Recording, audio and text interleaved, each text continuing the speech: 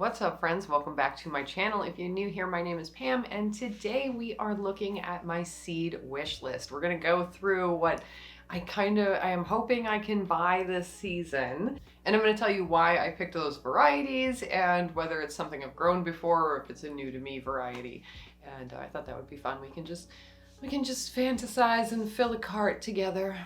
I never used to like January. It was like my least favorite month, and now that it's become seed catalog month, and it's also when I start my alliums, so like the first seeds of the garden is getting, they're getting planted this month, so it's no longer such a dead month for me. It's actually the beginning of my garden season. Thank you, gardening, for making me hate January less. Okay, so I've got my laptop here and I'm gonna record my screen so you guys will be able to see what I'm seeing as I go through this, and we can talk about the varieties and why I've picked them. So today we are on superseeds.com, and that is actually Pinetree Garden Seeds. I don't know why their URL and business name doesn't match, but find your way there basically if you Google it. This is probably one of my favorite seed providers. I do have a few favorites that I go to for like varieties that only they provide. So this is like Fruition Seeds, Fedco's really great. And I also love Floret Seeds too. Renee's Garden is great. I mean, there's so many of them. It's my smoothie, don't mind me. So an example of a place that I'm gonna come to for probably just one seed packet. I mean, I'm gonna buy more if I end up ordering from them, let's be real, but something I cannot live without is my bonsai micro dwarf tomato plant. You guys might have seen this if you watched my channel at all this year. These things are so prolific. They make so many tomatoes, and the plant only gets about this big. So you can put it in a container, you can put them, and like just edge a front bed with them or something like that. They've grown great for me for the last 3 years. So I love these. My mom really likes them, so I always grow her a few starts as well. So I'm definitely gonna have to order from this place. It's the only place I have been able to find them. So. And Renaissance Gardens is great in general. They have more tomatoes and peppers than you can even wrap your head around. So this is also a great seed company, but they are not who we are talking about today. We are back here at Pinetree Garden Seeds. So we're gonna start right at the top. So this is Status, and I've never grown Status before.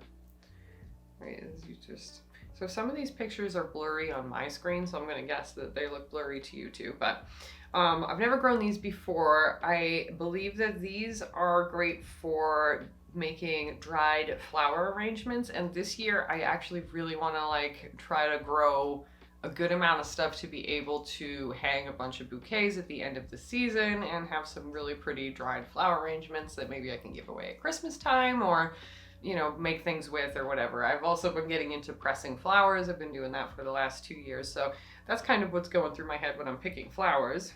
And then here's another one that is an apricot shades Status, and that just looks so beautiful to me. A lot of times these photos are kind of like toned, like the colors are a little bit more muted than they end up growing, but this looks like it will still be pretty even if it ends up being a little bit more on the fuchsia side. So here we've just got a packet of mixed coleus. I do have some coleus in my seed collection, but I don't have a whole lot, so I just figured I would grab a mixed pack while I'm here. As you can see, one of the reasons I love this seed provider is they are so inexpensive. $2.50. A lot of these seeds are very inexpensive. There's maybe one or two that were priced up a little bit, I imagine because of availability or popularity or something like that. But when everything else is $2, $3, it doesn't really matter to me. So that's fine. So these are beautiful.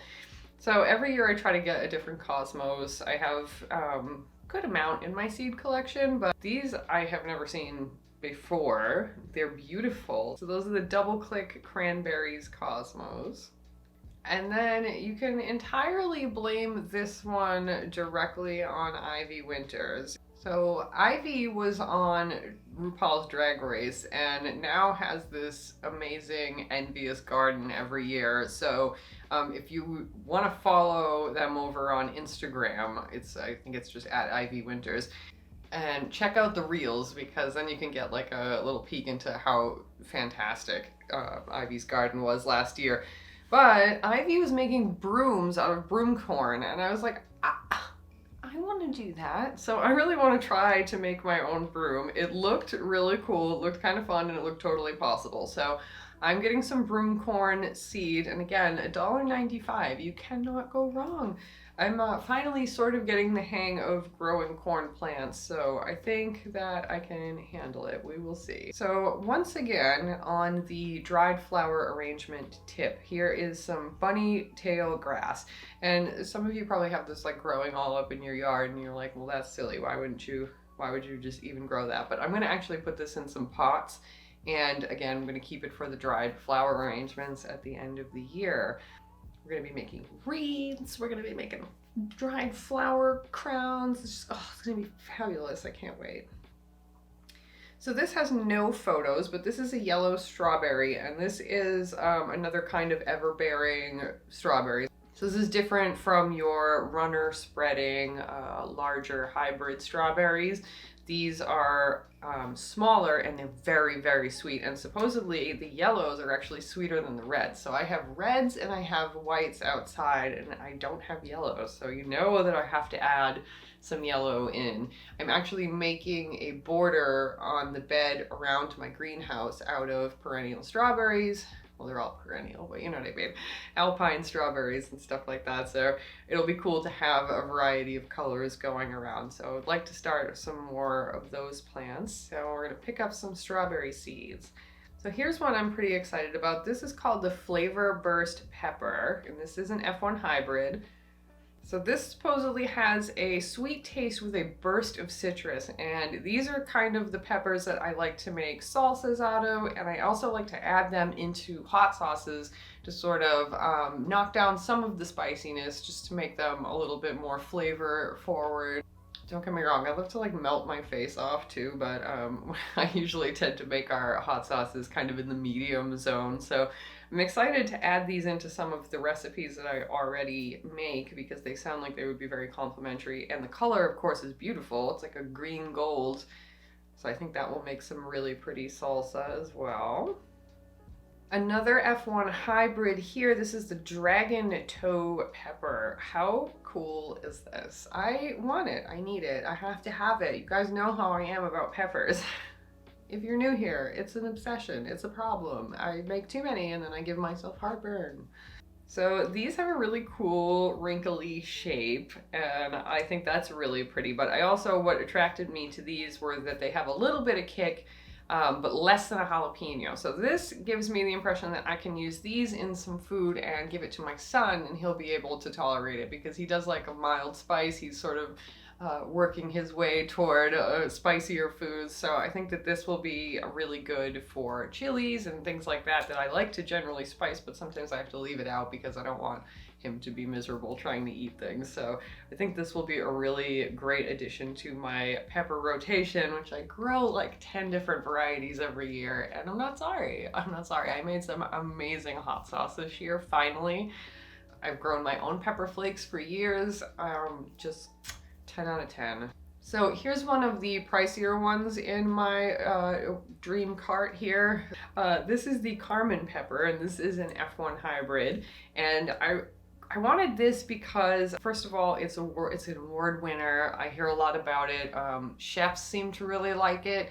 This is also frequently available at my local farm stands every year. So that kind of tells me that farmers around here like to grow this variety, and usually if I see a variety that's always at my farm stand and always looks good and I see it in a seed catalog, I'm definitely going to try it. It's just an easy cheat code to getting environmentally friendly varieties for your garden. And this is also a sweet pepper. I'm trying to make sure that I grow more sweet peppers because I tend to grow a lot of hot peppers, and then sweet peppers in my experience have a lot less fruit per plant than the hot peppers do, so you have to kind of plant more to get the same amount. So I have to actually up my sweet pepper collection because most of the peppers I have in my seed collection are spicy. This one I'm really excited about, and if I literally only end up ordering one thing this week, it's gonna be this. This is the Patterson onion. This is another F1 hybrid, and this is something I want to get started like now. I would like to get started in January, so I have to order these very soon, and I'm just gonna quick that on my wish list in case I lose my cart. And so this is a long day onion. If you didn't know, depending on where you live in the world, you may have to have a long day or a short day. And then there's also onions that kind of work for both. Depends on how much light you have and for how long and stuff like that. So up here in the Northeast, we do long day onions. So this I wanted to get because I've heard it recommended on multiple videos over the years, particularly by North growers, people in the northern half of the US.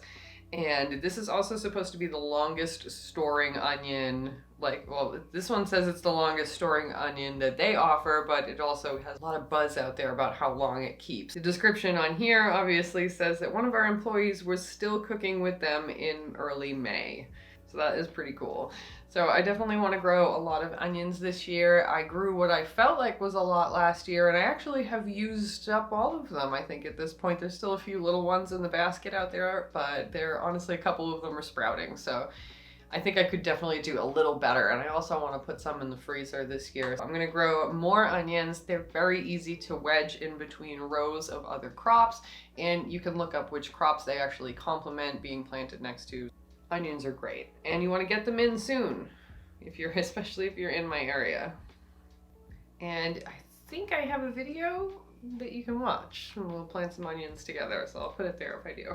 Next up, we have the winter density lettuce. So this is a romaine lettuce, and I have heard nothing but great things about it. This is another one that's a lot of buzz on YouTube and like in blogs and just on Instagram. I see winter density lettuce all over the place.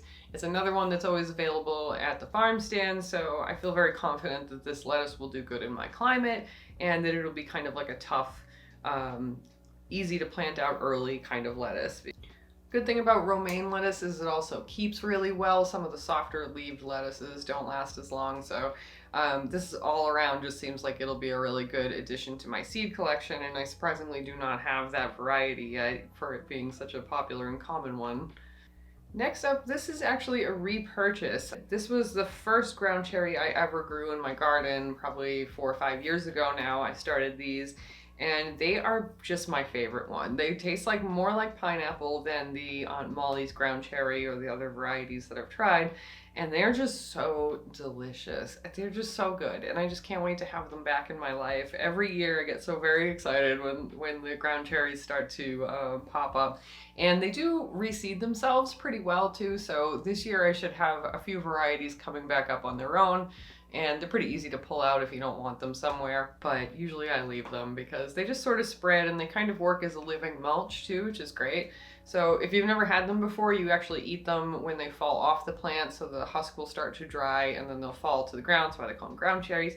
And you just remove the husk and eat them, and they taste like almost like a cotton candy, pineapple-y version of a tomato. It's great. I am out of seeds for the pineapple variety, and I do have some of the Aunt Molly's, but I really want to grow this one this year, so I would like to pick up some more of those seeds. Next up, we have the Slim Jim eggplant. So I have had basically no luck with eggplants. The flea beetles are just, the pressure is intense, intense, and I have admittedly not done a whole lot to prevent them. I'm not a very good proactive pest person so far in my gardening journey, but I'm going to try to get a little better about that this year because I really love eggplants and I really want to grow them. So if those little fuckers get to these, I'm going to be pissed. So I thought that I would try the Slim Jim eggplant. They're 60 days, which is very fast. So these look like they'll be the first things to ripen in the eggplant garden this year, and they're also kind of small, so I don't have to have them on the plant as long, which obviously just is less time for things to eat them. So I'm hoping that these will work out good for me if I get a chance to try them. Next up, we have a celery variety, and this is another thing that I need to get going very soon. So this one is only 80 days, which is good. Some of my celeries are more like 110 days, like the pink plume celery that I grew last year. So this one supposedly comes with like a really good performance in the short season, which is basically what us in the Northeast are dealing with. We have a shorter growing season than a lot of other places that are more southern And then I also wanted this one because it handles heat and drought stress really well. The celery needs a lot of water, it needs a lot of fertilizer. So I had mine last year on drip, but because it was in the raised bed that tends to dry out first, it didn't do as well as it could have. So I'm A, gonna move it to a bed that retains water for a little bit longer, and B, I'm gonna try one of these varieties that will tolerate a little bit of stress better. So that's the Tango celery. It's also supposedly resistant to fusarium, which is like a rot that happens at the root. So next up we have Country Gentleman corn, and there's no photo for that on the website. So this is an heirloom, and it's a 90-day variety, and according to the 1936 James Vick's catalog, of all the white varieties, this is surely the sweetest and most delicious corn to eat, and it remains in an edible condition longer than any other variety after picking, retaining its sweet flavor for a long time. So that appeals to me because I tend to pick, and I pick in an ambitious manner, and then my picking ambition does not necessarily always equal my cooking ambition. So next up, believe it or not, I've never grown this variety. I feel like everybody that has grown carrots has tried this already. This is the dragon carrot. These are an 85-day variety, so this will be like your mid-season variety. These won't be ready in the spring like some of the other ones I like to grow, such as the coral carrot. I'm a big fan of that one. So this has a really beautiful color, and supposedly, from what I've heard, this does not sacrifice flavor. The purpler carrots tend to be a little less sweet, and sometimes they can be a bit bitter. So people will get very excited to grow them because they're such a pretty color, and then find out that they're not exactly the best tasting carrots in the world. But I have heard very good things about the dragon carrot. Supposedly it is still a very good tasting carrot. This seems like, with its earthy flavor, that it would be really good in soups and stews, stuff like that. Okay, we're getting close to the bottom here. So now we have the Northeaster pole bean. So this is a 56-day pole bean. That is crazy quick. So that was one of the reasons that I picked this. Beans tend to take a little while, and sometimes like by the time they're ready, it's when the weather starts to get wacky around here. I mean, New England is nutty. I guess a lot of places are now, but you know, we're one of those places where they're like, if you don't like the weather, just wait a minute. So you can see that this one is $5.50, and that is because this variety is very popular. It is the earliest pole bean that they offer, and this has a more flattened stringless pod, and you want to pick them before they swell more. The idea is that I can squeeze 2 plantings of these beans into one season, I think. And supposedly it is a very good producer. So I'm going to be trying these out. I'm also going to try the Provider bean, but I already have some of those. Here, this is a little mix pack, and this is the double extreme dahlia. These are all beautiful, and I would hope that I get literally all of those. So I'm kind of obsessed with the idea of growing dahlias from seed and selecting tubers that I like. And I know it can be a little tricky because the tubers can be a bit small at first, and I did dig up a bunch of tubers from seed-grown dahlias this year, and unfortunately we had already had a frost, and I didn't think that the frost would have gotten to the tubers just yet, but I think that it did. And as they thawed out, they just got squishy and rotted. There's like maybe 1 or 2 that I can salvage down there, but I was so bummed out because the tubers were huge. If I can find the picture, I'll stick it here. So you can actually keep the tubers from your seed-grown dahlias, and then you're essentially like breeding your own dahlia. You're like selecting your own dahlias, I guess, not really breeding.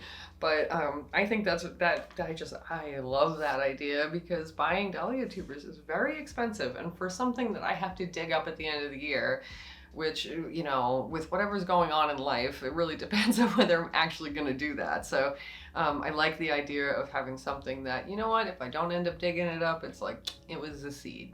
So that's why I am buying a few packs of dahlia seeds, and this one has 50 in it, so that's very cool. Potential of lots of tubers there. Here's another variety of zinnia that I have never owned before. Look at this. Profusion Double Deep Salmon Zinnia. Now I'm trying to not buy just a bunch of salmon colored flowers this year, so I do have other stuff, but I just couldn't resist these. These are so beautiful, and they actually look like they would dry really beautifully, so that was another reason why I grabbed those. And then these are some repurchases right here. We have the Queen Lime Orange Zinnia, And this is just, this variety just rules. It's so awesome. It's a pretty good grower. I've noticed that the orange and the red in the Queen Lime series tend to be a little bit, they've grown better for me than the greens have, but the greens did really well too. So these are just all gorgeous, and they obviously, they complement each other. This is the Queen Lime Blush. So this one is beautiful. It's just got that real touch of blush color to an otherwise green zinnia. Beautiful. So I'm gonna grow these this year instead of the regular green ones, I think. I may just grow them all. I love zinnias. And here's one that I'm very excited about. Again, this is like a must purchase for me. Like if I end up just having to spend $10 on seeds, this is gonna go into the three I'll probably end up ordering. This right here is Sweet Annie, and oh, I grew it for the first time this year and it didn't do super well. So I'm gonna do a little bit of research, figure out what I did wrong. It's kind of falling apart right here, but you can see this is the flower crown that I made. I made a couple of them for me and my daughter when we went to see Florence and the Machine last fall. So you can see it's like really pretty dried. It almost looks like baby's breath, but it smells incredible. So I want to grow a lot more Sweet Annie because frankly, I want to wear a flower crown every day of the fall next year. Okay, and then last up, this is another repurchase. This is the Honeybee Viola. So these are really cute, just yellow, adorable violets, and I just love them two pieces. They are a hybrid, so they will reseed themselves. Not super prolifically in my experience, but they do reseed themselves. But these I grew the year before last. I don't think I grew a lot this past year, but the year before last I grew whole trays of these, and they were one of the first things that went out into my high tunnel. And I would come out there on these like really cool spring mornings when it was just still chilly and I was just itching to get into the garden, and I'd walk into the high tunnel and just get just hit with the most intense scent. So pretty. I would just go in there and be like, it'd be like warm from the sun in there. It's just great. So if you could just spend $1.95 and get that kind of dopamine in the springtime, highly recommended. So that is a repurchase, and that's absolutely, I'm dying for that one. So let me see here if I can figure out how to get to my wish list, and I will show you anything that's not in the card, because sometimes I was kind of going back and forth. So as we're looking through the wish list, yeah, I'll show you some other stuff in here. Look at these cosmos. Oof, beautiful. I have some that are somewhat similar, so that's why those didn't make it into the cart. Another one here, the Sunrise Sauce Tomato. I thought these would make a really pretty sauce. But then I was like, you know, you have a lot of sauce tomatoes, so these can probably wait. But I wanted to sort of put a bookmark on them for the future. Here's a butterscotch winter squash, and again, I have a lot of similar squash packets to go through, and frankly, I have not mastered the winter squash yet, so I decided to move that to the wish list just to keep an eye on that variety. Same thing with the winter luxury pie pumpkin right here. So this is supposed to be the best pie pumpkin ever. That is a bold assertion, so I wanted to try it out. It's an 1893 heirloom, so it's, you know, held the title for a while. And this is also good for canning pumpkin for the pantry. So that was why I bookmarked this one. Now again, I have a lot of pumpkin seeds that I need to use first, and I haven't quite gotten around to like having a pumpkin patch yet. It's a big amount of land, so I'm hoping to put that in this year. We'll see how much garden fundage I can scrape together. Here's the Snackabelle pepper. It's an F1 hybrid. Look at how cute that is. I just want it because it's cute. That's literally it. They're supposed to be really good at any stage, and you can kind of use them for a lot of different things. So I thought maybe that would be a good container plant. I was also sort of keeping an eye out for good container plants because I want to be able to test some of those for you guys that do not have space. So another one like this is the Potapino here, and that's another F1 hybrid. So you can see how tiny those little plants are. So that would be good. I mean, that you can see that that's like in a hanging basket with coir in it. So that's pretty cool. Got your Walla Walla onions. I just need some fresher onion seeds. They tend to only be good for about a year or two, and mine are starting to get about that old. But truthfully, I'll probably just end up going to Tractor Supply and buying my onion seeds because I don't really have time to wait for them to get shipped here at this point. I could plant them later. I like to get them in early so that I can stagger plant so that I can harvest for like the last month of the growing season. Okay, and that looks like it. That looks like everything. There you go. There's my whole Pinetree garden seeds dream order. So hopefully I'll be able to pick those up and then you guys will catch an unboxing later on in the year. But I thought this would be helpful for you guys to see like where my head's at when I'm picking varieties for the garden.